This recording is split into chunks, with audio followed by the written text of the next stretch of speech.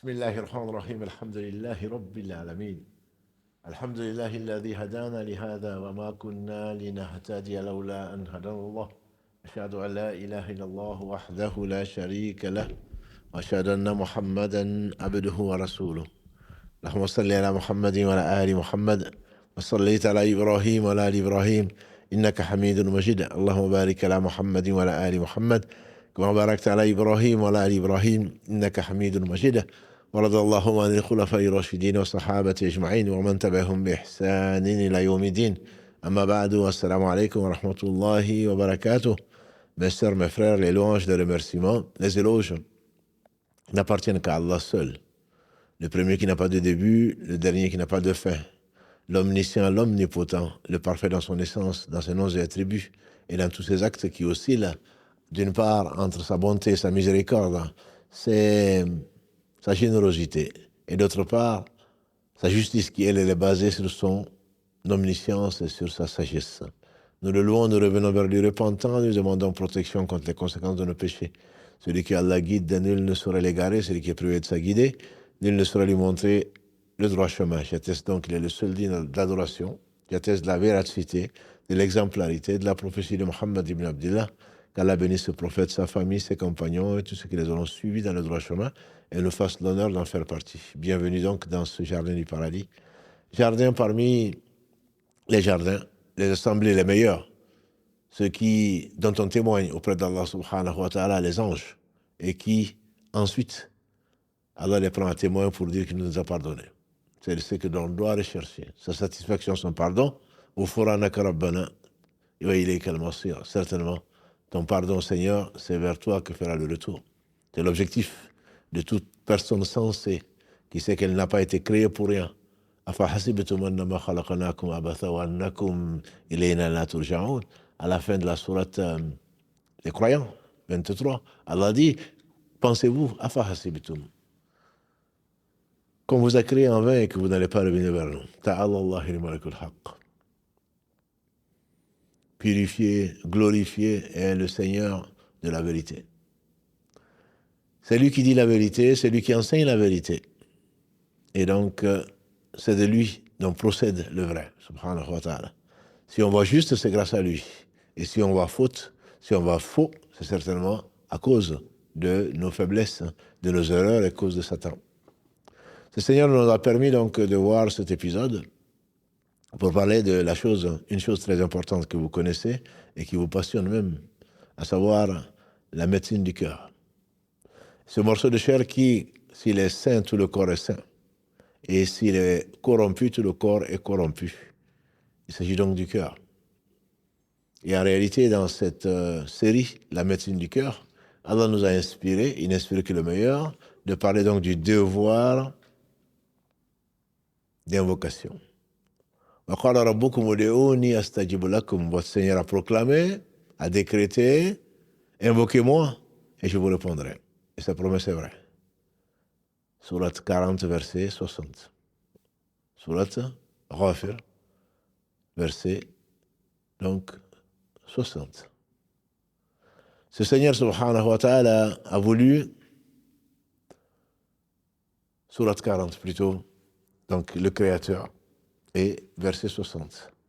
Et Allah subhanahu wa ta'ala a décrété qu'il se fâcherait contre celui qui ne l'invoque pas. Abu Huraira rapporte du prophète sallallahu alayhi wa sallam qu'Allah subhanahu wa ta'ala se met en colère contre celui qui refuse de l'invoquer. Hadith rapporté par les imams Ahmad, Tirmidhi, Hakim, Ibn Majah, qu'Allah leur fasse tous miséricorde. Ce par qui Allah nous a conservé, cette autre source de l'islam qu'est la sunna et le hadith du prophète sallallahu alayhi wa sallam. Donc ce Seigneur subhanahu wa ta'ala a également promis, et sa promesse est vraie, que celui qui l'invoque, il va l'exaucer. Puisqu'il dit, وَقَالَ رَبُّكُمْ وَدُعُونِي أَسْتَجِبُ لَكُمْ. وَدُعُونِي أَسْتَجِبُ لَكُمْ. Invoquez-moi et je vais vous répondre.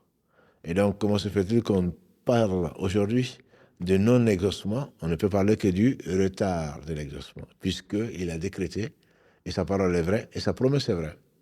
C'est qu'il va te répondre.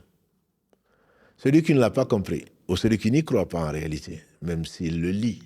Il pense y croire, celui qui ne croit pas tombe dans le désespoir, a une très mauvaise opinion d'Allah subhanahu wa ta'ala, et alors Satan a sur lui une grande prise. Le prophète sallam, quelques jours avant sa mort, il a dit « Aucun d'entre vous ne meurt qu'en ayant une excellente opinion de son Seigneur. » Qu'aucun d'entre vous ne meurt qu'en ayant une excellente opinion de son Seigneur.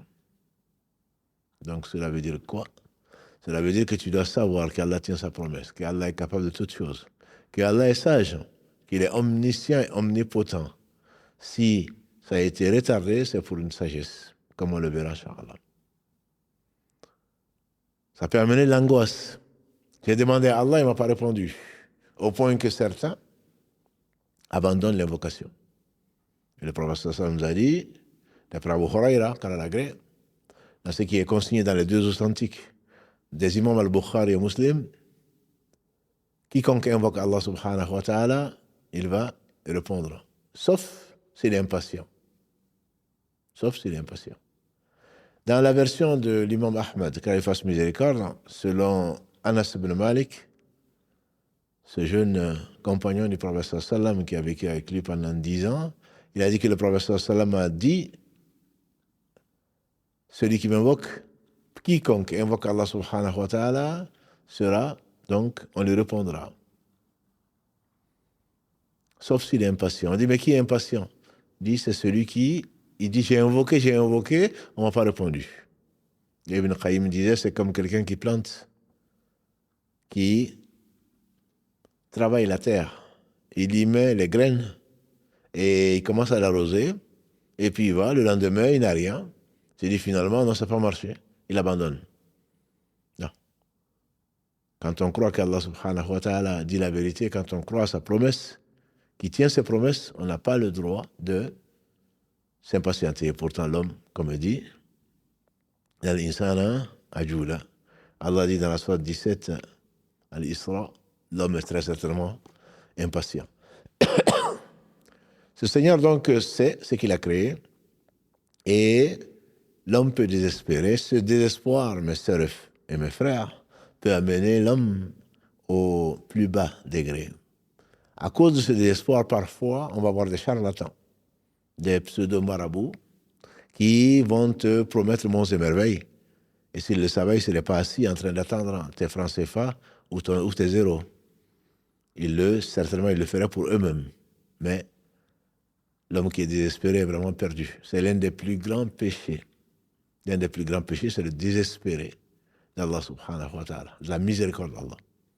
Et donc, celui qui invoque Allah et qui s'impatiente, qui désespère, peut aller jusqu'à l'association à Allah, le pire des péchés. Il va voir des gens, il pense, il ne croit plus au destin, et il va certainement utiliser des moyens qui ont été interdits pour se rapprocher d'Allah subhanahu wa ta'ala, ou alors il va demander, il va les faire, il va écouter les gens qui vont lui dire de sacrifier une vache blanche, ou alors un coq noir, ou je ne sais quoi d'autre, pour arriver à ce qu'il espère et que ça va se réaliser comme si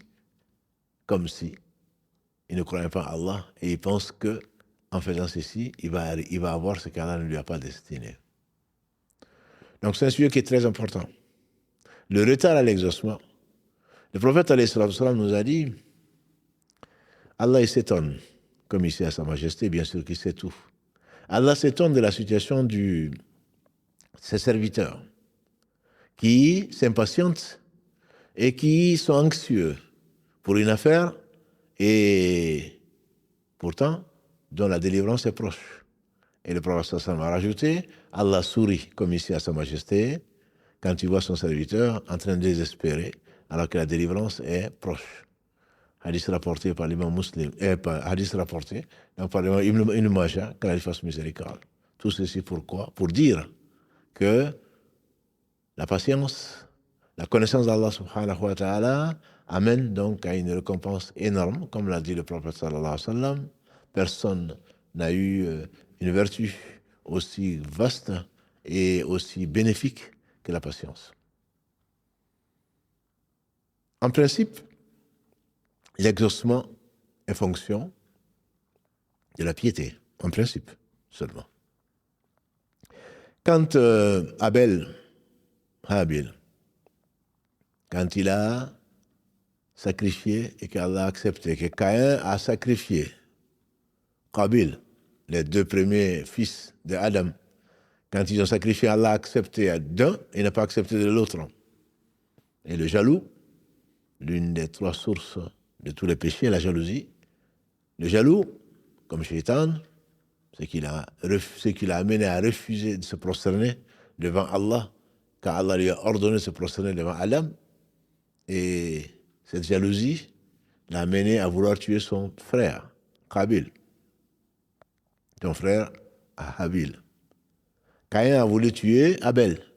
Et Abel lui a dit, certainement, Innama yataqabbalullah min al-muttaqin.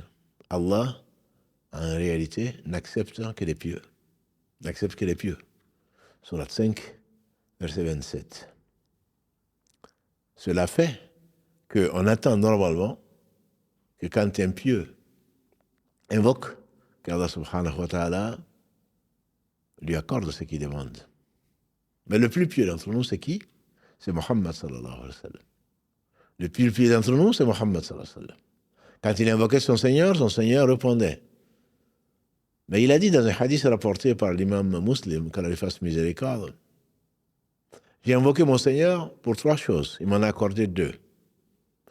J'ai demandé à mon Seigneur que ma communauté ne disparaisse pas, ne soit pas sous le coup d'une famine généralisée qui la fasse disparaître. Il me l'a accordé. J'ai demandé à mon Seigneur que ma nation, la communauté de Muhammad sallallahu alayhi wa sallam, qu'elle ne périsse pas par la noyade, que la communauté entière, comme ce qui est arrivé au peuple de Nuh alayhi salam. Allah me l'a accepté. J'ai demandé à Allah subhanahu wa ta'ala que ma communauté ne connaisse pas de divergence, qu'ils ne divergent pas entre eux. Et Allah me l'a refusé. Allah me l'a refusé. Pour plusieurs raisons.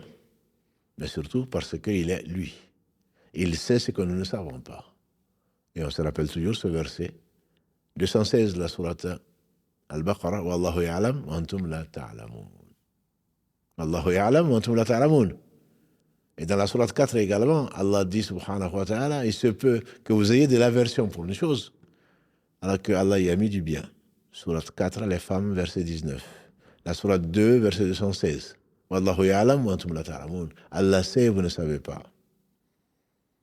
Et pour lui montrer et nous montrer qu'il reste un homme. C'est pas lui qui décide. Et man dalladhi yashfa'u indahu illa bi'idhni, qui donc peut intercéder auprès d'Allah sans sa permission. Que l'on sache que Mohammed, le meilleur des hommes que la terre a porté, reste un homme et qui ne peut rien pour lui-même.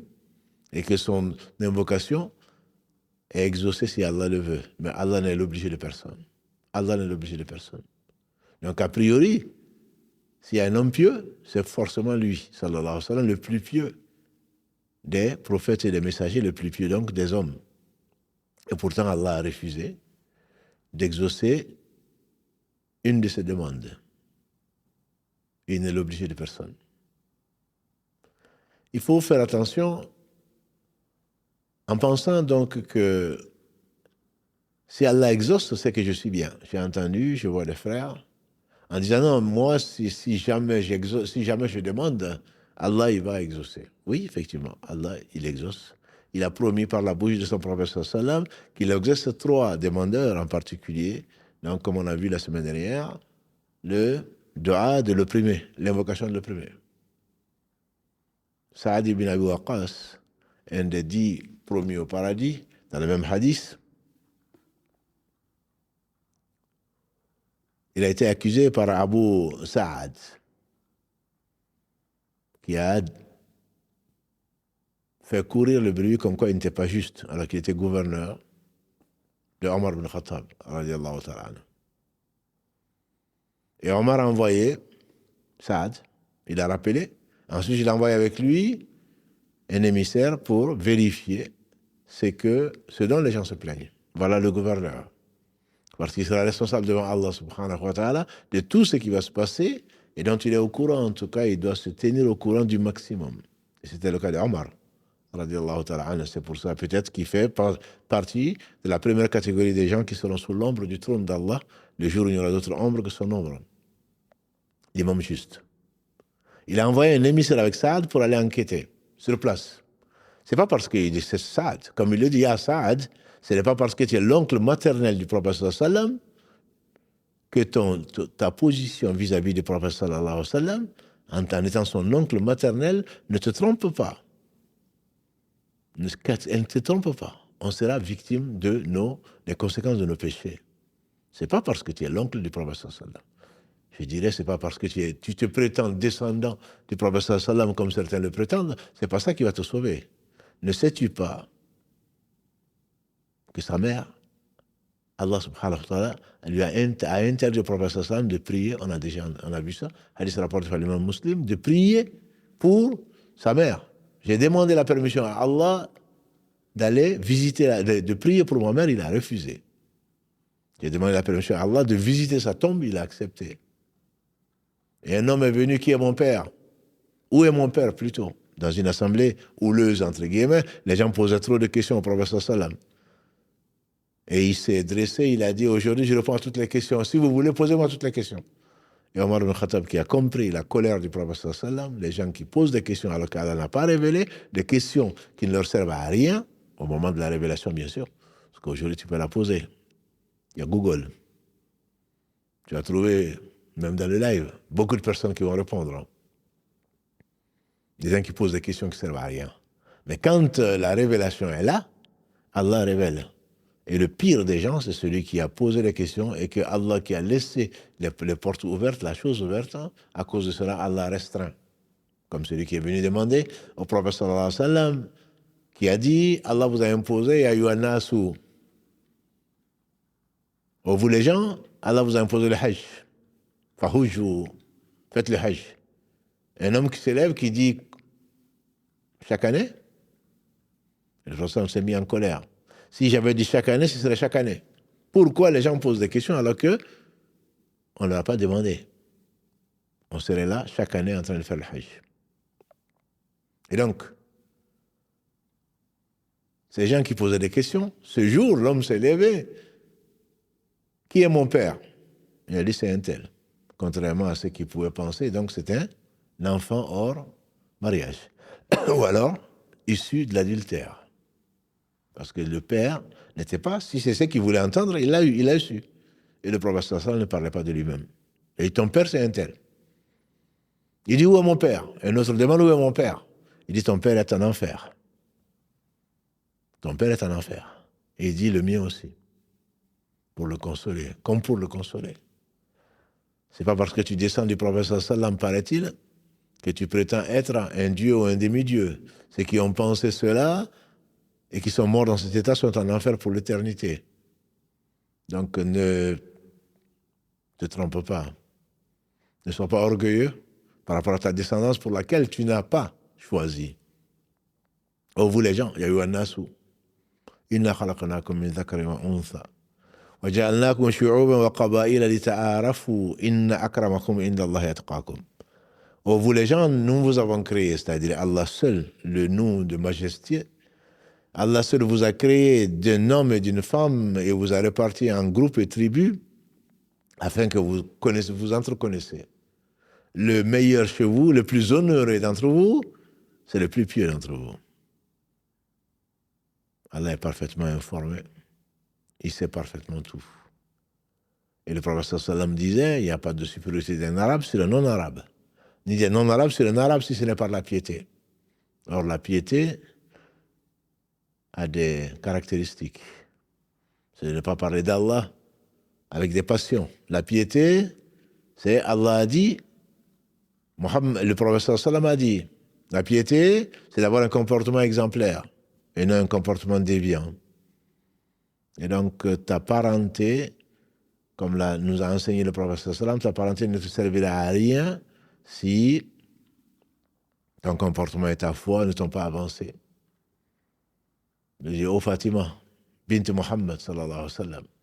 Ô Fatima, la fille de Muhammad sallallahu alayhi wa sallam, demande-moi ce que tu veux ici, demain, au jour du jugement dernier donc, je ne pourrai rien pour toi. Et donc c'est ça, Ibn Abi Waqqas. C'était un oncle du prophète sallallahu alayhi wa sallam, mais, alhamdulillah, un croyant. à qui Allah a promis le paradis, dans le fameux hadith qu'on appelle Al-Ashara Mubashirina bil Jannah, les 10 dont on a annoncé la bonne nouvelle du paradis. Malgré cela, Omar a fait son enquête. Partout où ils étaient passés, les gens disaient que du bien de Saad. Un certain Abu Saad dit que Saad ibn Abu Waqqas n'est pas juste dans ses partages et dans ses jugements. Il a dit, Ya Allah, si ce qu'il dit est faux, fais-le vivre longtemps et qu'il ait un comportement de pervers. Cet homme vieux a vécu longtemps. Et vieux, il courait les jupons, entre guillemets, il courait derrière les petites filles. Et quand on dit ne t'as pas honte, il dit ça c'est la malédiction de Saad. Donc Allah accepte effectivement des gens pieux. Allah accepte l'invocation de l'opprimé, comme on a vu la semaine dernière, parce que même s'il est pervers, parce que c'est une promesse d'Allah subhanahu wa ta'ala, mais si Allah ne l'accepte pas, ça ne veut pas dire que tu n'es pas pieux. Il faut faire attention. Si Allah accepte ton invocation, ça ne veut pas dire que tu es pieux non plus. Parce qu'il y a une sagesse. Ne vois-tu pas que Satan, sur lui ce qu'il mérite, a demandé à Allah de ne pas mourir, de ne pas aller tout de suite en enfer. Sourate 15, versets 37 et 38, il a demandé un délai à Allah. Et Allah lui a accordé. Allah a accordé à Satan, Allah a accepté l'invocation de Satan et de le laisser pour une sagesse connue. C'est pour qu'il ait encore plus de péchés, pour qu'il soit encore plus humilié et surtout une épreuve pour nous. Chacun d'entre nous a son Satan. S'il était mort, on serait tranquille. Mais on n'aurait peut-être pas le paradis. C'est une sagesse d'Allah subhanahu wa ta'ala qui sait tout et qui peut tout. Et tout ce qu'il fait oscille entre sa bonté, sa miséricorde d'une part, sa sagesse qui elle est basée sur son omniscience qui conduisent tous deux à sa justice. Allah a accepté l'invocation de Satan. Donc fais attention ma sœur. C'est une tentation. Et beaucoup d'entre nous souvent se posent la question, comment se fait-il qu'Allah accorde à des pervers, à des gens qui ne croient même, qui disent ne pas croire en lui? Comment ils ont tant de choses? Et nous, pensent-ils, ou disent-ils, ou prétendent-ils, nous croyons? On n'a pas ça. Je me rappelle de cette femme qui dit, qui m'a dit un jour, ou qui a écrit un jour, je ne comprends pas, ma voisine, elle ne prie pas, elle ne porte pas de hijab. Moi, depuis un an, je prie. Depuis un an, je porte le hijab et je n'ai pas d'enfant, alors qu'elle a des enfants. C'est mal connaître Allah. C'est vraiment de l'ingratitude et de l'ignorance. Parce que tu as commencé à prier grâce à Allah, parce que tu t'es couverte grâce à Allah, et tu crois que tu as des droits sur Allah. Qu'Allah, certainement pas. Tu dois le remercier. Et ce que tu fais, ce n'est pas la meilleure façon de le remercier, subhanahu wa ta'ala, lui qui n'a besoin de rien. Donc les gens s'étonnent. Moi je te dis, lis un peu le Coran et tu verras. Alam tara kayfa fa'ala rabbuka bi'ad. Irama dhati al-imad. Les Ad, les premiers Arabes, ou les Arabes autochtones, comme on en a parlé, les Arabes du passé, les anciens Arabes plutôt, dans la série du samedi, sur le joyau de la prophétie.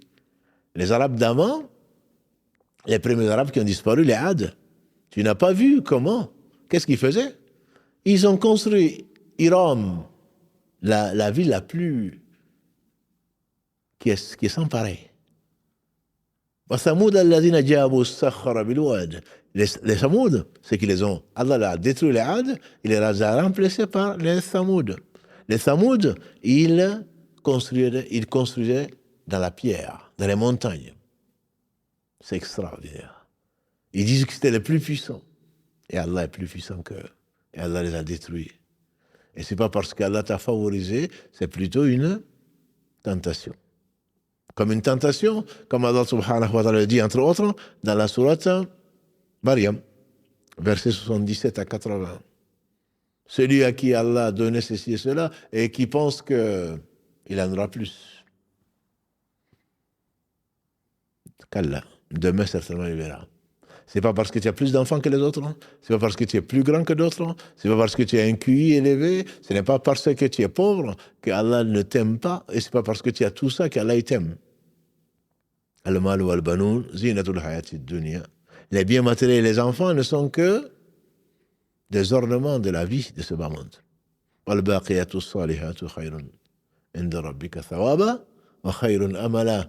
Quant aux baqiyat, quant à ce qui reste, on dit l'adoration d'Allah, subhanallah, alhamdulillah, la ilaha illallah, Allahu akbar, et bien d'autres, c'est ce qui reste. Al-baqiyatu salihat, les bonnes œuvres. Khayrun inda rabbika, auprès de ton Seigneur, sont bien mieux et doivent susciter plus d'espoir. Donc ne te trompe pas. C'est pas parce que tu as invoqué Allah qu'Allah te l'a accordé, et que tu as beaucoup d'enfants, et que tu as le poste que tu veux, que tu as les femmes que tu veux, que tu as l'époux idéal, que tes enfants sont tous diplômés, sortis de l'université de Harvard, ou je ne sais quoi d'autre. Alors tu es heureux. C'est pas pour très longtemps. Est-ce que tu vas remercier Allah par rapport à ce qu'il t'a donné? Est-ce qu'il va te le reconnaître? Est-ce qu'il va t'humilier devant lui? Ou alors, tu vas être orgueilleux. Et Ibn Mas'ud nous a rapporté du prophète sallallahu alayhi wa sallam, ne rentre pas au paradis celui qui a tant soit peu d'orgueil. Tu te crois meilleur que les autres? Non. Non. Tu n'es certainement pas meilleur qu'eux. C'est l'orgueil qui a mené, entre autres, Satan en enfer. Je suis meilleur qu'eux. Je suis meilleur que Adam, parce que tu m'as créé de... Il n'a pas dit je me suis créé. Parce que tu m'as créé de feu, et lui tu l'as créé d'argile. Donc la règle, c'est qu'en général, Allah accepte des pieux. C'est le cas également, surtout le doigt de l'opprimé, comme on en a parlé. Mais ce n'est pas parce qu'Allah n'a pas accepté ou a retardé ce que tu as dit, ce que tu lui as demandé. Et pourtant, il te l'a promis, et sa promesse est vraie, qu'Allah ne t'aime pas, et qui te dit qu'il n'a pas accepté ton doigt. Le prophète, alayhi salatu salam, on l'a déjà vu, nous a informé de son Seigneur subhanahu wa ta'ala qu'il n'y a aucun musulman qui demande ce qu'il demande sur terre et qui ne soit pas un péché ou qui ne conduise pas à un péché sans qu'Allah lui réponde. Au moins de trois façons. Soit Allah lui donne ce qu'il aime, ce qu'il demande. Soit Allah lui donne autre chose que ce qu'il demande, ou alors Allah lui enlève un mal qu'il avait prédestiné dans ce qu'on appelle le destin suspendu. S'il me demande, dit Allah aux anges, enlève-lui ce mal. C'est pour cela qu'il faut comprendre. C'est ce dont Allah parle dans la sourate 13, verset 39. C'est comme ça que les savants l'expliquent. Il est suspendu. Allah dit aux anges, s'il me demande ceci, enlève-lui cela. Parce qu'il m'a demandé ça, parce qu'Allah sait, parce qu'il est miséricordieux. Donc Allah, subhanahu wa ta'ala, va répondre. Il a promis, il va le répondre. Ou alors il te le garde pour le jour du jugement dernier, le jour où tu en auras besoin le plus. Comment alors peux-tu prétendre qu'Allah n'a pas répondu à ton invocation? Et on comprend mieux pourquoi le prophète sallam dit, il sera répondu tant qu'il ne s'impatiente pas en disant j'ai demandé, Allah ne m'a pas donné. Comment? Sachant ce que nous avons vu, que Allah te le garde, il t'enlève un malheur. Il te donne autre chose que ce que tu demandes. Par miséricorde, par sagesse et par omniscience. Ou alors il te garde pour le jour du jugement dernier où tu en auras besoin le plus. Comment peux-tu dire qu'Allah ne t'a pas répondu? Tu veux douter, ou tu doutes de la sagesse d'Allah et de la vérité d'Allah subhanahu wa ta'ala. ذلك بأن الله هو الحق وأن ما يدعون من دونه هو الباطل. Parce qu'Allah est la vérité elle-même. Et que ce qu'ils invoquent en dehors d'Allah, c'est le faux. وأن الله هو العلي الكبير. Et c'est Allah l'élevé subhanahu wa ta'ala, le grand. Donc ça, ce n'est que l'introduction. Jamais ne désespère d'Allah, ne dis pas ce que tu ne sais pas. Parce que demain, tu as dit le contraire. Si demain, Allah te dit, voilà mon serviteur, tu m'avais invoqué, voilà ce que je t'ai gardé.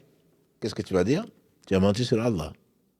Mon serviteur, voilà, tu m'avais invoqué, n'est-ce pas? C'est à cause de cela que j'étais, quand tu vas t'informer, c'est à cause de cela que je t'ai enlevé ce malheur-là. Ou je t'ai donné ça en remplacement de. Donc, il ne faut pas dire qu'Allah ne m'a pas exaucé. Mais simplement, Allah a retardé pour une sagesse. Une sagesse. Et il t'a répondu, il te répondra. Parce que sa promesse est vraie. Alors, ce Seigneur subhanahu wa ta'ala qui est riche, il ne t'a pas répondu pour plusieurs raisons. Pour plusieurs sagesses plutôt. Une des sagesses, et peut-être une des plus importantes, c'est pour te mettre à l'épreuve. Est-ce que tu vas patienter ou pas? Atasbiroun. Est-ce que vous allez patienter? Nous avons dit la patience, c'est l'une des vertus les plus vastes et les plus utiles qu'Allah donne. Et l'homme est très peu patient. Surat 17, verset 11. L'homme est très peu patient.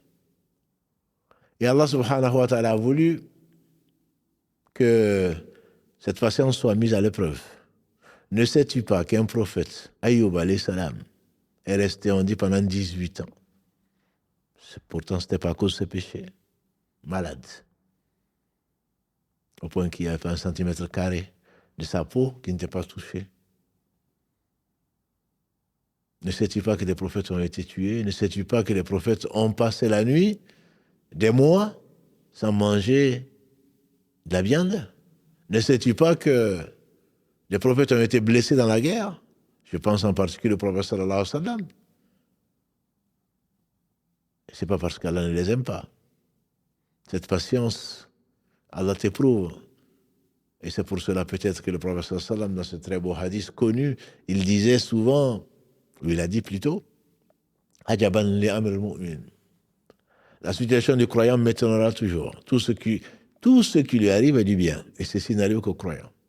Quand il lui arrive une chose qu'il aime, il remercie Allah.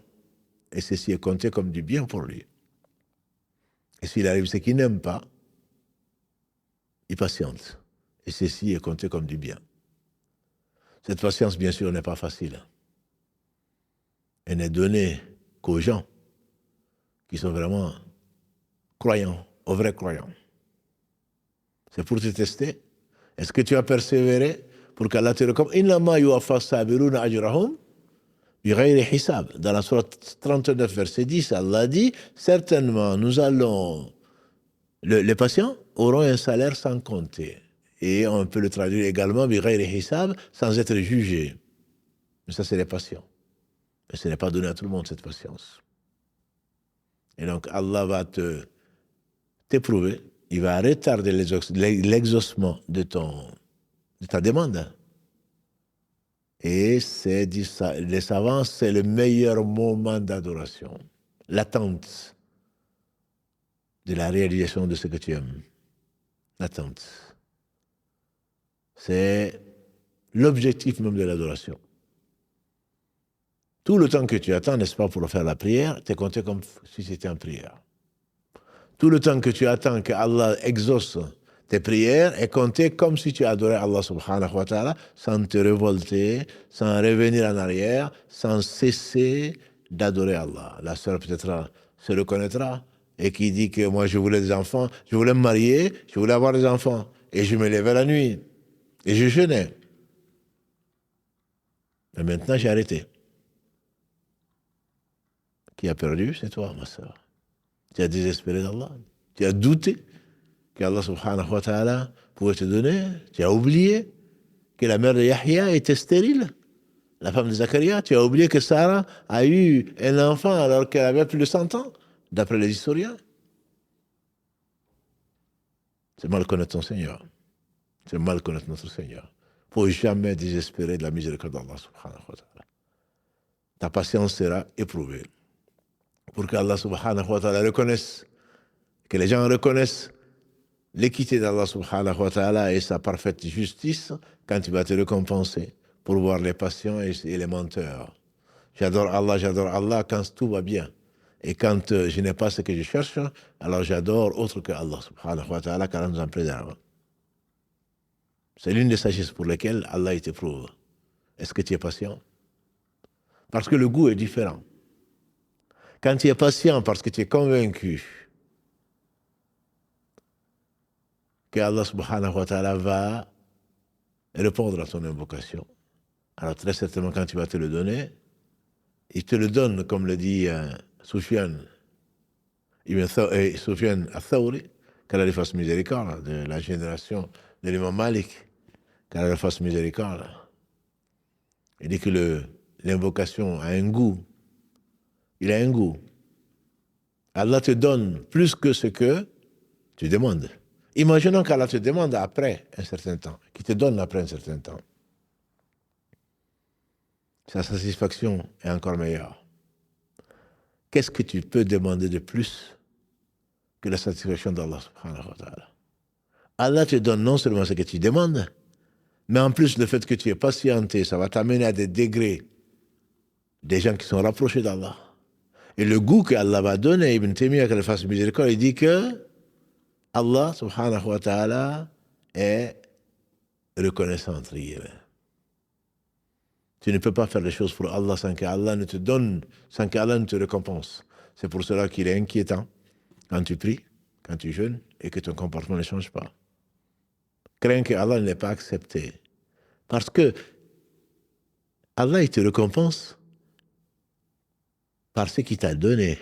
Tu as patienté pour Allah, alors très certainement, un jour viendra où tu diras Alhamdulillahi Rabbil Alamin.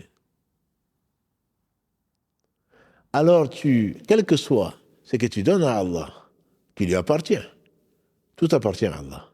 Mais le fait que tu aies consacré un peu de temps, un peu de ta personne, un peu de ce qu'il t'a confié, tu as donné à plus nécessiteux, Allah va te récompenser.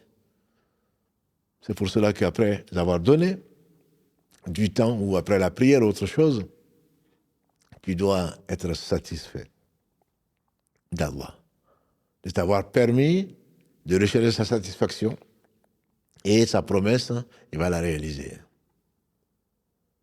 La satisfaction d'Allah sera l'objectif de tout croyant. Est-ce que tu ne vas pas patienter pour avoir la satisfaction d'Allah? Si tu as la satisfaction d'Allah, tu as tout gagné. Si tu n'as pas la satisfaction d'Allah, tu as tout perdu. Recherche la satisfaction de qui tu veux, autre que Allah subhanahu wa ta'ala, tu ne la trouveras pas. Réunis le monde entier, jamais tu ne pourras satisfaire tout le monde. Mais si tu satisfais Allah subhanahu wa ta'ala qui te rend satisfaisant et satisfait de ce qu'il t'a décrété, très certainement tu seras heureux, ici et dans l'au-delà. Mais ça n'arrive que parce que tu as été éprouvé.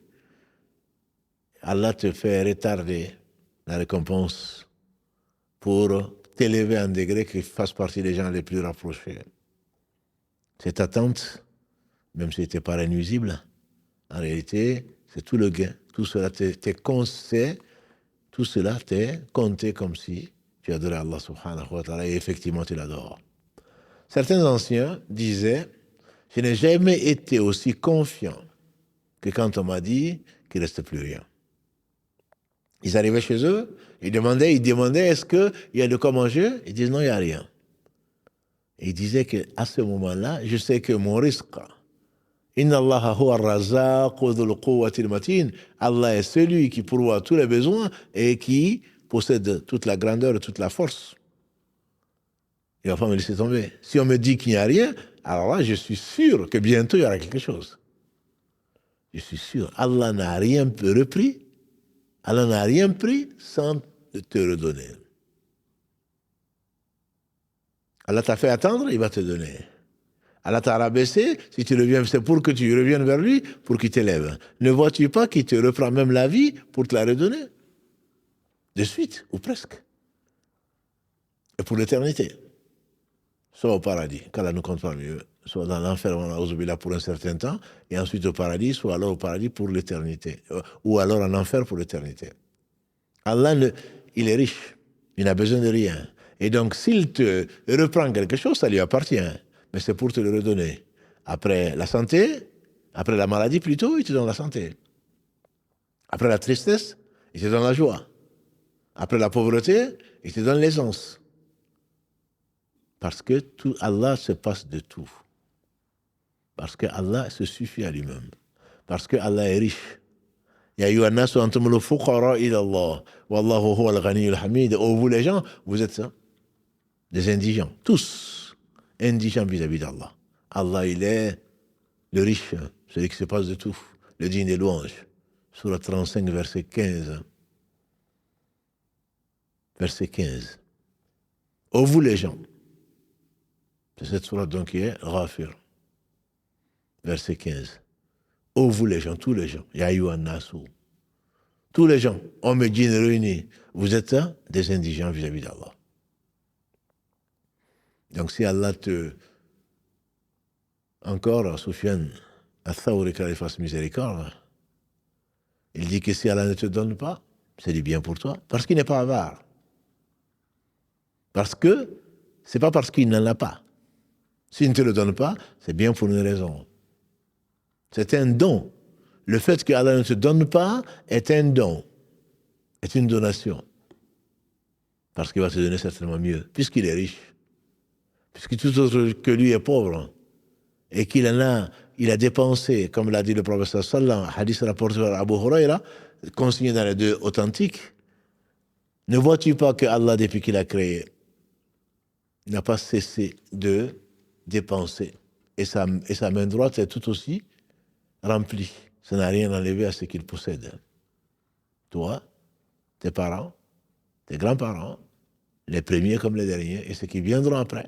Tout ceci, c'est Allah qui pourvoit à tous les besoins sans exception. Et donc, ne t'inquiète pas. Si tu n'as pas ce que tu demandes, c'est pour ton bien. C'est là où intervient la connaissance d'Allah subhanahu wa ta'ala chez le serviteur qui sait que Allah il est sage. Si Allah ne t'a pas donné, c'est pas par avarice. Si Allah ne t'a pas donné, c'est pas parce qu'il n'en a pas.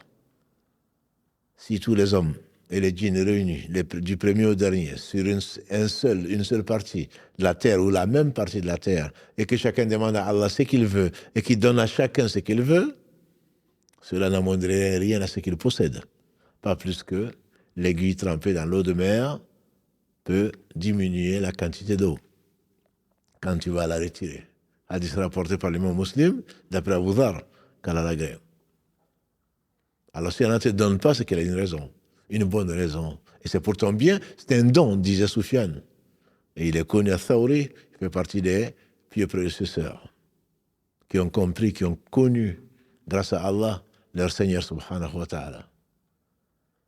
Et parmi les gens qui ont connu Allah subhanahu wa ta'ala, il y a cet homme qui n'est pas souvent mentionné, mais dont la phrase est souvent mentionnée, si Allah me donne, je suis content. S'il me donne ce que je demande, je suis content. Si Allah ne me donne pas, je suis 10 fois plus content. C'est comme ça qu'il faut le comprendre. Allah ne me donne pas, c'est que je suis 10 fois plus content. On lui dit, mais pourquoi? Il dit, parce que si Allah me donne ce que je veux, ce que j'aime. Mais si Allah ne me donne pas, c'est qu'Allah me donne ce que lui, il aime. Allah sait et on ne sait pas. Wallahu ya'lamu wa antum la ta'lamun.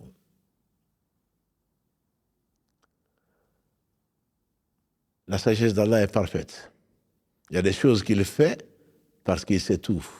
Il y a des choses qu'il ne fait pas parce qu'il sait tout. Il sait ce qui est, ce qui a été, ce qui sera, ce qui n'a pas été, si ça avait été, ce que ce serait. Je prends cet exemple que j'aime beaucoup, dans la sourate 18 que vous lisez tous les vendredis. Quand Moussa a rencontré le Khidr, grâce à Allah qui l'a éprouvé, et le Khidr qui lui a dit, sourate 18, verset 60 et suivant, Khidr qui lui dit, tu ne seras pas patient à ma compagnie. Comment pourrais-tu être patient pour accepter les choses dont tu n'as pas l'explication? Vous connaissez l'histoire, ou en tout cas, on peut la réviser dans cette sourate Al-Kahf, sourate 18, verset 60 et suivant. Il ne sera pas effectivement patient. Et ensuite, Al-Khidr, avant de se quitter, va lui donner l'explication de pourquoi il n'a pas été patient. Il lui donne dans les versets 79 et 80 l'explication de pourquoi il a fait des brèches dans le bateau. Pourquoi il a fait des brèches dans le bateau? Parce que le bateau appartenait à des pauvres. Devant eux, il y avait un roi injuste, avec des pirates qui confisquaient tous les bateaux en bon état. Il a voulu qu'il y ait des brèches pour que le bateau échappe. Effectivement, Moïse se rappelle, ils sont arrivés, ils ont vu de très beaux bateaux. Et le leur, quand ils l'ont inspecté, ils ont vu des brèches. Ils se sont donc dit, ce bateau n'est pas bon pour nous. C'est ainsi qu'Allah a sauvé le bateau des pêcheurs. Encore plus corsé est l'histoire de cet enfant qu'Al-Khidr a tué et Moussa de se révolter à juste titre. Comment tu tues un enfant qui n'a rien fait, un innocent? Tu viens de faire un crime horrible. Voilà la position de quelqu'un qui connaît Allah et qui aime Allah. Ordonner le bien, interdire le mal. Par la main, il ne pouvait pas, au moins par la langue. Parce que Allah dit, celui qui tue une âme sans raison, c'est comme s'il avait tué l'humanité entière. Il l'a dit aux fils d'Israël. Coran, Surat 5, verset 32. Donc tuer un enfant de surcroît, un innocent, c'est grave. Al-Khidr, dans le verset 80, va lui dire, quant à l'enfant, ses deux parents étaient de croyants. De ce que Allah m'a enseigné, et que je ne savais pas toi non plus, c'est que cet enfant, s'il avait grandi, il allait être la cause de leur perte de foi. Et voilà la véritable preuve. L'épreuve n'est pas que tu perds ce qui ne t'appartient pas. L'épreuve, ce n'est pas que tu perdes ta maison, que tu perdes dans un incendie ou dans autre chose, ou que tu perds ta voiture, ou que tu perds des biens matériels. Tant que ça ne touche pas à ta foi, l'épreuve est légère. Allah va te le reconstituer. Mais l'épreuve, la vraie épreuve, c'est ce qui va t'amener à perdre la foi. Et c'est souvent, et on ne remercie jamais assez Allah, et on est injuste vis-à-vis d'Allah. Et pourquoi Allah ne répond pas à mon invocation? Il dit donc que cet enfant allait être mécréant, a dit le prophète sallam dans l'explication. Il allait entraîner ses deux parents dans la mécréance, et tous trois donc en enfer. Et Allah a voulu sauver cet enfant, sauver ces deux croyants en reprenant l'enfant, l'âme de l'enfant, en leur donnant un enfant meilleur qui va les aider dans l'adoration d'Allah. Allah sait, et toi tu ne sais pas. Verset 216 de la sourate Al-Baqarah 2, verset 19 de la sourate 4. Wallahu ya'lamu wa antum la ta'lamun. Allah sait, et toi tu ne sais pas. Il se peut que tu n'aimes pas une chose, mais que Allah y ait mis un grand bien. Quand tu es croyant, tu le comprends. Les larmes coulent, le cœur est gros, mais on dit d'Allah que du bien. Et le hadith donc que l'imam Muslim a rapporté d'Abu Huraira, où le prophète sallam dit, Allah, quiconque invoque Allah, il répond. Sauf si ça va conduire à un mal, à un péché, comme le fait de couper les liens de sang, les liens de parenté, ou de s'impatienter dans ce hadith, rapporté par l'imam Muslim. Sauf si ça va conduire, et Allah sait que ça va conduire. Tu demandes de l'argent, tu demandes cette position, mieux que toi à demander. Le prophète sallam, Abu Dhar, un compagnon réputé ascète, a demandé au prophète sallam la fonction de gouverneur. Il a tapoté sur sa poitrine et dit, Abu Dhar, tu es un homme faible. Cette fonction amène l'humiliation pour celui qui ne peut pas, qui ne l'honore pas la fonction. Pourtant, Abu Dhar est connu, est respecté. Il fait partie des compagnons du prophète sallam pour qui on espère le paradis et l'agrément d'Allah subhanahu wa ta'ala, qu'Allah l'agrée, ainsi que tous les compagnons de Muhammad sallallahu alayhi wa sallam. Toi, tu veux ça pour faire du bien, mais les conséquences, tu ne sais pas ça. Les conséquences vont t'amener peut-être en enfer, malheureusement billah. La conséquence du fait d'être gouverneur va peut-être t'amener ou d'une quelconque fonction que tu recherches. C'est peut-être pour ça que le prophète nous a dit, nous on ne donne pas le pouvoir à celui qui le réclame. Ça va t'amener peut-être à l'orgueil.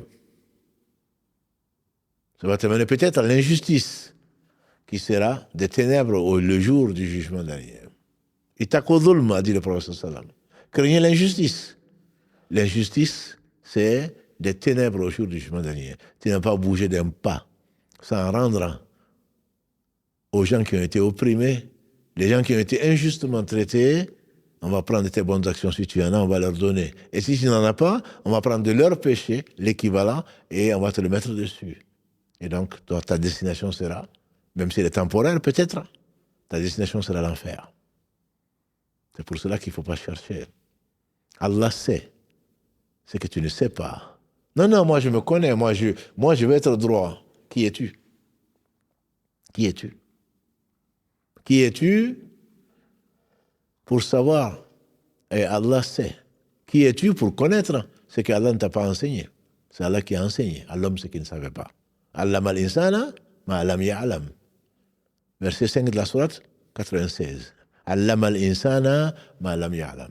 Tu ne savais pas. Wallahu akhrajakum min butuni ummahatikum la ta'lamuna shay'a. Allah vous a sorti des ventres de vos mères et vous ne saviez rien. Donc tu ne sais pas. Et ensuite, il nous a donné ce qu'il nous a donné afin qu'on soit reconnaissant. Sourate 16, verset 78. Donc, tu es prétentieux. Moi, je ferais ça. Moi, si j'avais ça, je ferais ça. Pur mensonge. Allah seul sait ce qui n'est pas. Si ça avait été, ce que ce serait. Au lieu de remercier Allah d'avoir repris cet enfant, au lieu de remercier Allah d'avoir eu ces brèches dans le bateau, parce que c'est pour te protéger, c'est pour ton bien, et Allah sait, et toi tu ne sais pas. Il se peut que tu détestes une chose, et Allah y a mis un très grand bien. C'est la sagesse d'Allah, qui, avec son omniscience, amène sa justice, subhanahu wa ta'ala. Si Allah ne fait pas une chose, c'est pas parce qu'il ne peut pas. Il est aziz, dhu quwwatin matin. Allah est l'omnipotent. Rien ne peut s'opposer à ce qu'Allah veut. Et ce qu'Allah veut va se réaliser.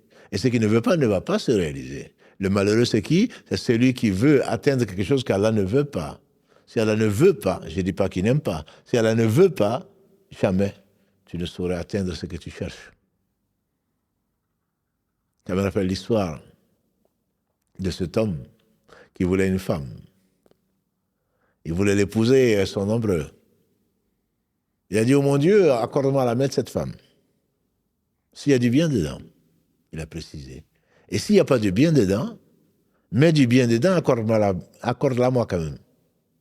Malgré qu'il n'y a pas de bien, mets du bien, accorde-la moi. J'ai rencontré cet homme, et j'ai demandé, c'est toi qui as dit ça?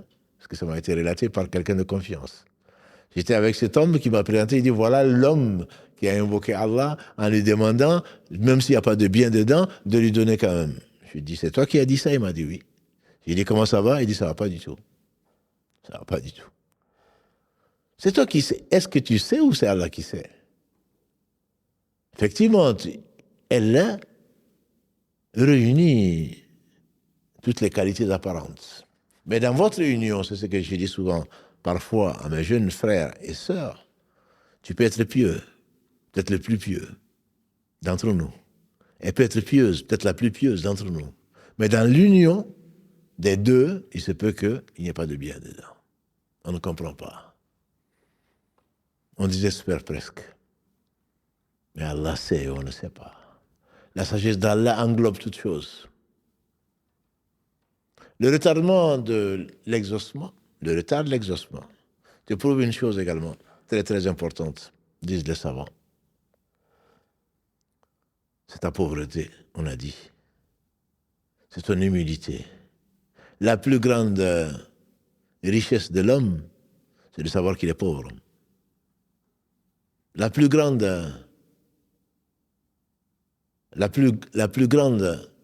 position de l'homme, c'est de savoir qu'il est faible et qu'il est impuissant devant Allah subhanahu wa ta'ala. Le hawqala, comme disent les savants, la hawla wa la quwwata illa billah, les gens de science appellent ça le hawqala. Il y a de force et de puissance que par Allah, c'est par là que tu deviens fort. Toi qui te prétendais, qui pensais que tu pouvais, tu te retrouves dans une position où tu ne peux rien. C'est peut-être pour ça. Pour une fois, tu seras sincère. Allah dit, qui est-ce qui répond à l'angoissé? Pas au déprimé. À l'impuissant. Qui est-ce qui lui répond? C'est Allah. C'est lui qui lui répond. Parce qu'à ce moment, c'est là où il est le plus sincère. Allah va t'amener à la sincérité, à l'attente de l'adoration, à l'attente de la réponse, et enfin une adoration. Et là où tu es le plus proche d'Allah, c'est quand tu es sincère. Et Allah n'accepte que les gens qui sont sincères. Dans le verset 62 de la sourate 27, Allah dit, et qui répond? À l'impuissant, celui qui se sent impuissant. Parce que je sais que toute la puissance appartient à Allah. Toute la puissance appartient à Allah. Et quand tu vois que tu peux rien, et que tu es au bord du précipice, où tu vas te noyer, où personne ne peut te sauver si ce n'est Allah, là tu connais ton Seigneur. Et cette position t'a amené dans une situation qui est bien meilleure pour toi que celle que tu imagines et que tu espérais. Être dans ton lit, dans ton confort, et je ne sais quoi, il te manque rien, sauf l'essentiel qui est la foi. Allah a promis de te répondre, il va te répondre. L'humilité, le fait de savoir que toi, Allah seul sait, et que toi, tu ne sais pas. La pauvreté, le dénuement, t'amène à une position que personne d'autre ne peut t'amener si ce n'est Allah subhanahu wa ta'ala. Et t'amène également à une position qui est extraordinaire. C'est celle de te remettre en cause. C'est celle de te remettre en cause dans ce sens que si il y a un retard dans la réponse que tu attends, soit tu penses du mal d'Allah, qu'Allah nous en préserve, et si tu meurs dans cet état, comme nous a mis en garde le prophète sallam, alors tu es perdu. Parce que c'est un très grand péché. Pourquoi Allah ne me donne pas ceci? Mais le fait que tu te remettes en cause, voilà où tu as gagné. On dit qu'un homme a invoqué Allah, invoqué. Il n'a rien eu. Mais le moment où il s'est dit, Allah dit vrai, c'est moi qui suis fautif, Allah l'a exaucé. Parce que tu dois, les meilleurs d'entre nous, les prophètes Yunus, qu'est-ce qu'ils disaient? La ilaha illa anta subhanaka, inni kuntu minaz zalimin. Pas une divinité en dehors, digne d'adoration en dehors de toi, oh Allah, je faisais partie des injustes. Abu Bakr dit la même chose que le prophète lui a enseigné. Et je reviens souvent, quand il dit ya Rasulallah, enseigne-moi quelque chose que je veux dire dans la prière, il dit, dis donc, Allahumma inni zalamtu nafsi. Oh Allah, je me suis fait outragement tort. J'ai été injuste vis-à-vis de moi-même. Zulman kathira, beaucoup d'injustice. Kabira, énorme injustice. Voilà, yaghfiru dhunuba illa anta. Personne ne pardonne les péchés si ce n'est toi. Faghfirli maghfiratan min indik. Pardonne-moi un pardon qui vient de chez toi. Faghfirli maghfiratan min indik warhamni, fais-moi miséricorde. Innaka antal ghafur rahim, c'est toi qui es celui qui pardonne et le miséricordieux. Tu n'as pas dit ça sans que Allah subhanahu wa ta'ala ne te pardonne. Parce qu'Allah dit vrai. Udeuni yastajibu lakum. Invoquez-moi, je vais vous répondre. Alors il y a peut-être l'obstacle, notamment par tes péchés. Comme qu'est-ce qu'il a dit le prophète sallam dans le hadith qu'on a vu, rapporté par l'imam muslim, un homme qui fait un voyage long, avec des cheveux ébouriffés, et qui lève les mains. Ya Rab, Seigneur, Seigneur. Et ce qu'il mangeait, haram. Ce qu'il boit est haram. Ce qu'il mange est haram. Ce qu'il porte est haram. Comment est-ce qu'il va être exaucé? Comment il va être exaucé? Et tu dois te dire, Allah dit vrai. Allah a dit après la bataille de Uhud, la deuxième, où Allah a éduqué les croyants, il a recruté 70 martyrs parmi eux, qu'Allah les agrée. Quand les vivants ont demandé à Allah pourquoi il a donné la victoire, ou la supériorité plutôt, parce que la victoire est toujours du côté des croyants, malgré les apparences. Comment ils ont tant perdu. Dans la sourate 3, qui est presque une bonne partie est dédiée à cette bataille-là. On verra, Inch'Allah, un samedi, si Allah le veut bien. Quand ils se demandent d'où ça vient, Allah dit dans le verset 165 de la sourate 3, dis-leur, ya Muhammad, ça vient de vous-même. Allah est juste. Vous croyez que Allah, d'abord, premièrement, On ne l'interroge pas sur ce qu'il fait. Verset 23 de la sourate 21 des prophètes. Verset 23. On ne demande pas à Allah. Et nous, on sera interrogé. Pourquoi Allah a fait ça? C'est un manque de pudeur, c'est un manque de respect, c'est un manque d'éducation. Et pourtant, nous le faisons presque tous. Pourquoi Allah ne m'a pas donné ça? Pourquoi Allah a fait ça? Comme si Allah te devait quoi que ce soit. Comme si Allah te devait quoi que ce soit. Un jour, le professeur sallam était accompagné d'un jeune intelligent, Mu'adh ibn Jabal. Connu, il a dit, le savant de cette communauté, c'est Mu'adh ibn Jabal. Il était jeune. Il était avec le professeur sallam qui lui a dit, attends-moi ici. Il est parti. Et il a dit, il a tellement duré que j'ai craint qu'Allah lui ait repris la vie. J'ai failli aller le chercher. Et je me suis rappelé qu'il m'a dit, ne bouge pas. Et quand il est revenu, de là où il était parti, il a dit, ya Mu'adh, il dit, labayka ya Rasulallah, me voici au messager d'Allah. Il dit, ya Mu'adh, est-ce que tu connais le droit d'Allah sur ses serviteurs? Il a dit, le droit d'Allah sur ses serviteurs. Allah et son messager en savent, plus que moi. Allahu wa rasuluhu a'lam. Ça, c'est bien sûr quand le professeur sallam était vivant. Aujourd'hui, on demande aux gens et ceci, il dit Allahu wa rasuluhu a'lam. Non. Le professeur sallam ne sait plus. Il est mort. Innaka mayyitun wa innahum mayyitun. Sallallahu alayhi wa sallam, tu crois qu'il vit? Il a une vie particulière, comme les martyrs ont une vie particulière dans les oiseaux du paradis. Les prophètes sont en train, il dit, pendant le voyage nocturne, je suis passé, j'ai vu la tombe de Moïse, il est en train de prier dans sa tombe. Le prophète sallam prie dans sa tombe, comme les prophètes. Allah a interdit aux termites ou aux animaux de la terre de manger leur chair. Donc ils ont une vie particulière, comme les martyrs ont une vie particulière dans les oiseaux verts du paradis. Mais tu ne dois pas dire Allah et son messager le savent. Son messager le savait parce qu'Allah le lui révélait. Aujourd'hui, tu n'as pas à dire Allah et son messager le savent, ma sœur, mon frère. Tu penses avoir compris, mais peut-être que ce que tu dis peut te faire tomber dans l'enfer, la tête la première, qu'Allah nous en préserve. Le messager ne sait plus. Il ne savait que ce qu'Allah lui enseignait, sallallahu alayhi wa sallam. Il disait la vérité, parce que la vérité vient de ton Seigneur. Mais il n'était qu'un homme, sallallahu alayhi wa sallam, le meilleur d'entre nous, certes. Sans discussion. Il y a Mu'adh, il dit, labayka ya Rasulallah, me voici au messager d'Allah. Est-ce que tu connais le droit d'Allah sur ses serviteurs? Il dit, Allah et son messager le savent plus. Il dit, le droit d'Allah sur ses serviteurs, c'est qu'il l'adore sans rien lui associer. C'est ce pourquoi nous avons été créés. Wa ma khalaqtul jinna wal insa illa liya'budun. Je n'ai créé les hommes et les djinns et les hommes qu'afin qu'ils m'adorent. Surat 51, Dhariyat, verset 56. Jusqu'à la fin du verset. Il a dit à Mu'adh, il dit labayka ya Rasulallah, me voici au messager d'Allah.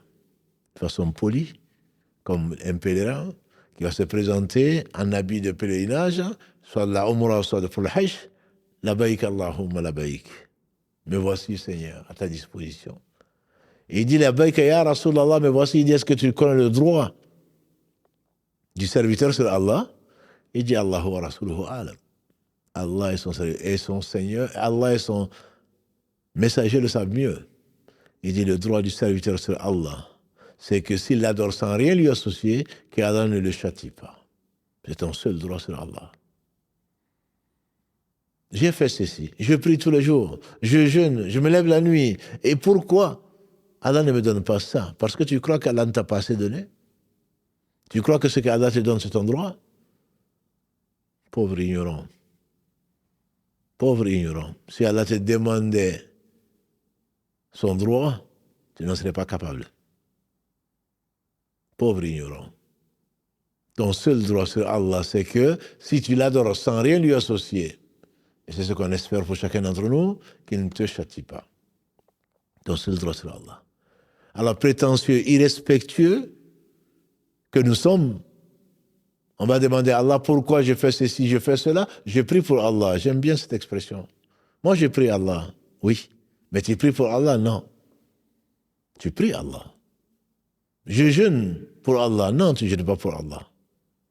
Tu jeûnes pour toi-même, pour plaire à Allah. Mais ce n'est pas pour Allah. Allah se passe de tout.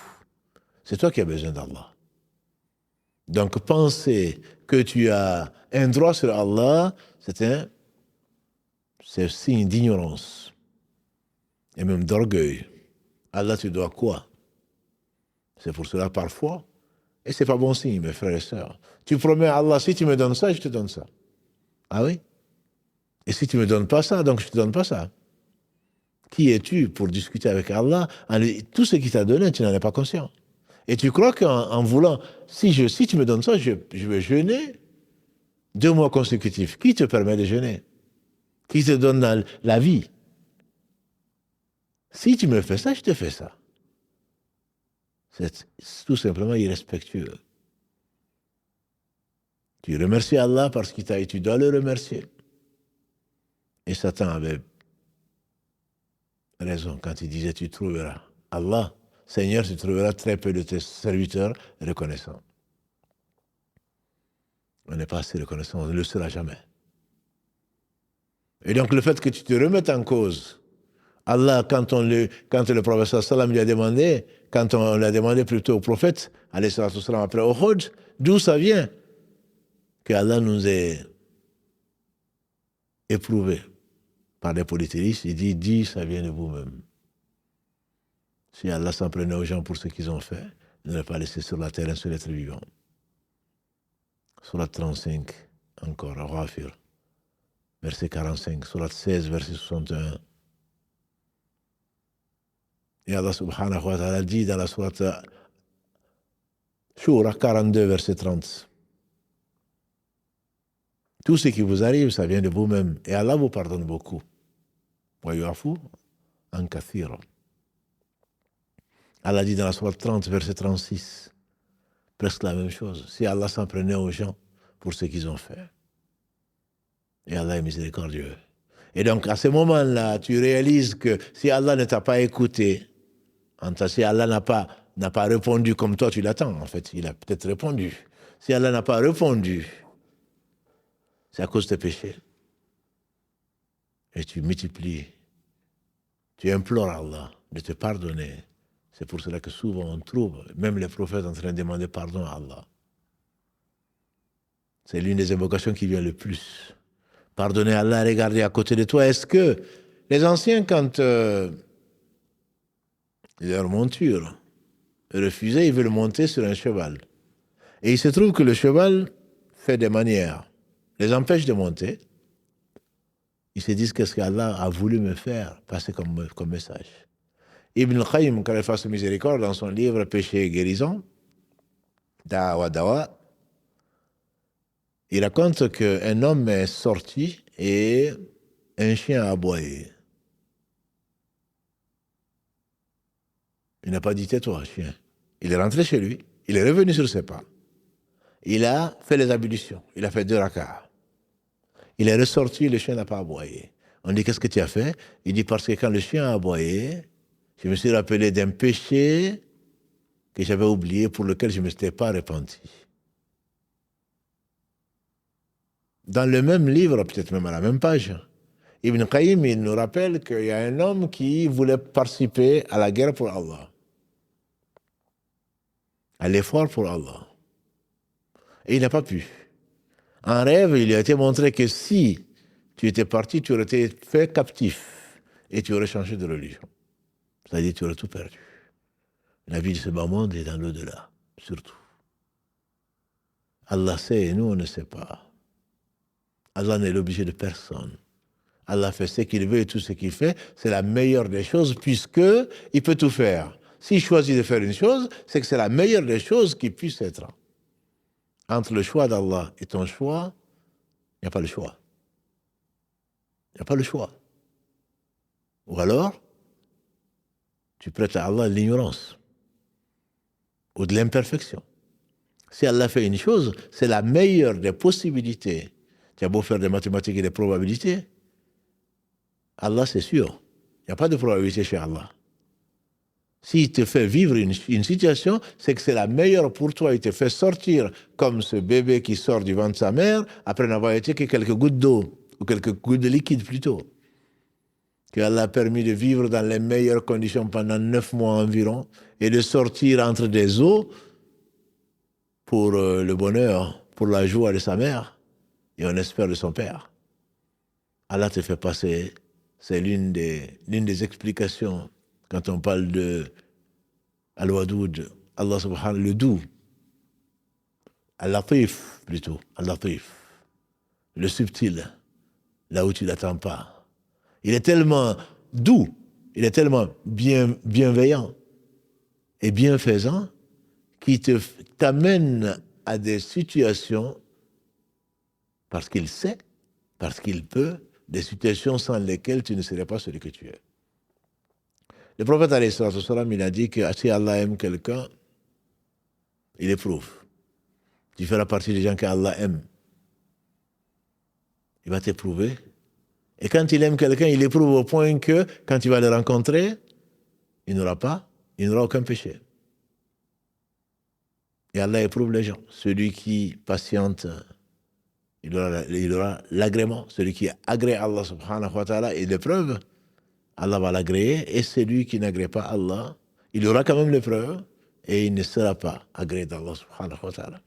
Qu'Allah nous agrée, qu'Allah fasse de son agrément notre objectif dans ce bas monde pour que demain, il nous agrée subhanahu wa ta'ala, que nous soyons satisfaits de tout ce qu'Allah nous a donné et dont on ne voit, dont on aperçoit que la lueur, les bienfaits d'Allah subhanahu wa ta'ala sont innombrables et les apparents sont si peu par rapport aux bienfaits cachés.